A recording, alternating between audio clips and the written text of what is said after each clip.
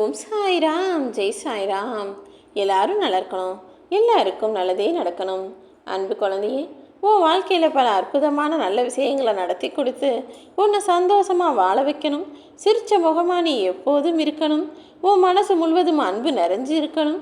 வாழ்க்கையை நம்பிக்கையோடு எதிர்கொண்டு நீ நீயாகவே வாழ வேண்டும் என்பதற்காக தான் உனக்கான பல அற்புதங்களை நிகழ்த்துவதற்காக பல மணி நேரமாக காத்துக்கிட்டு இருக்கேன். நீ உன் வாழ்க்கையில் இருக்கக்கூடிய சில தவறு செய்யக்கூடிய மனிதர்களின் மனசில் மாற்றம் வர வேண்டும் என்று தானே எதிர்பார்க்கிறேன். அதை ஏன் பொறுப்பில் ஒப்படைச்சிடு. உனக்கு கெடுதல் செய்யக்கூடிய, உனக்கு தவறு செய்யக்கூடிய உறவுகளாக இருந்தாலும் சரி, அல்லது உன் கூடவே இருந்துக்கிட்டு சில தவறான பழக்கங்களில் கையாண்டு கொண்டிருக்கும் உன் குடும்பத்து உறுப்பினராக இருந்தாலும் சரி, நீ யாரையுமே திருத்த நினச்சினா நீ தான் தோத்து போவ. அவர்களை அவர்கள் போக்கிலேயே விட்டுவிடு என் செல்லமே. எதையுமே உன்னுடைய கண்டிப்பாலேயோ அல்லது நீ சண்டை போட்டு பிரச்சனை செய்கிறதாலேயோ மாற்ற முடியாது.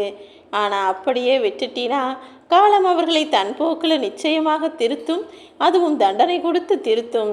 மீண்டும் அவங்க அந்த தவறான பாதையில் போகாத அளவுக்கு அவர்களுக்கான நல்ல புத்தியையும் உன் சாயப்பா நான் கொடுக்குறேன் என் செல்லமே. நீ கவலைப்படாத.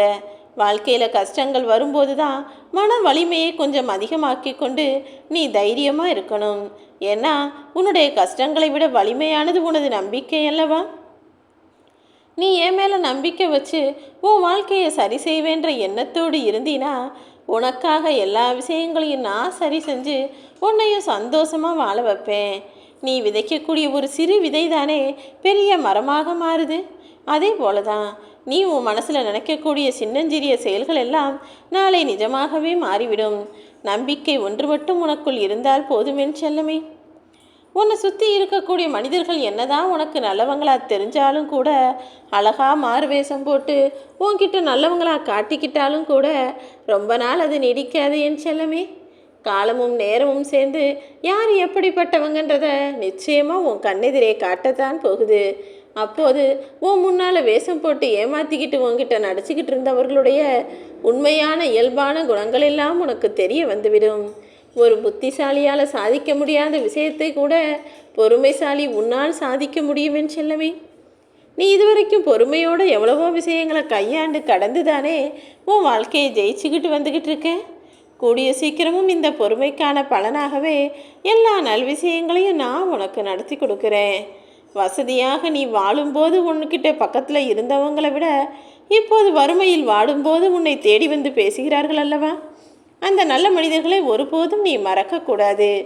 எப்போதுமே யார் மனசையும் காயப்படுத்தாத அளவிற்கு, யாரையும் கேலி செய்யாத அளவிற்கு ஒரு இயல்பான புன்னகையையும், ஓ மனசுக்குள்ளே எவ்வளவோ வருத்தங்கள் இருந்தாலும் அந்த காயத்தை மறைச்சிக்கிட்டு புன்னகையோடு பேசக்கூடிய நீயும் தான் எப்போதுமே பேரழகு. அதனால்தான் உன்னுடைய புன்னகை என்பது எனக்கு மிகவும் பிடிக்கும்னு சொல்கிறேன். நீ ஒருபோதும் யாரையும் காயப்படுத்தி கேலி பண்ணி சிரித்ததும் கிடையாது. உன் மனசில் இருக்கக்கூடிய கவலைகளையும் கஷ்டத்தையும் வெளியே சொல்லி புலம்பி அழுததும் கிடையாது. எல்லாத்தையும் உனக்குள்ளே வச்சுக்கிட்டு தானே சிரிச்ச முகத்தோடு உலவிக்கொண்டிருக்கிறாய். ஒரு சிலருக்கு நீ இலையாக இருக்க, ஒரு சிலருக்கு அவர்களை தாங்கி பிடிக்கக்கூடிய கிளையாக இருக்கிறாய்.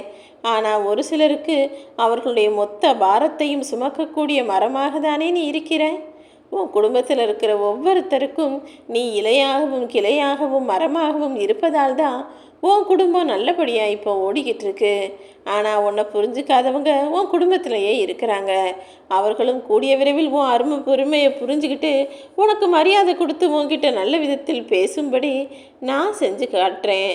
உணவில் உப்பு அதிகமாக போச்சுன்னா உணவு கெட்டு போய்விடும் தானே. அதே போல தான் உன் வாழ்க்கையில் ஆடம்பரம் அதிகமாச்சுன்னா வாழ்க்கையே கெட்டு போய்விடும் என்று செல்லமே.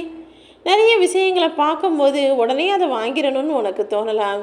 அதை எப்படியாவது நம்ம கூடவே வச்சுக்கணும்னு கூட சில விஷயங்களை பார்க்கும்போது தோணலாம்.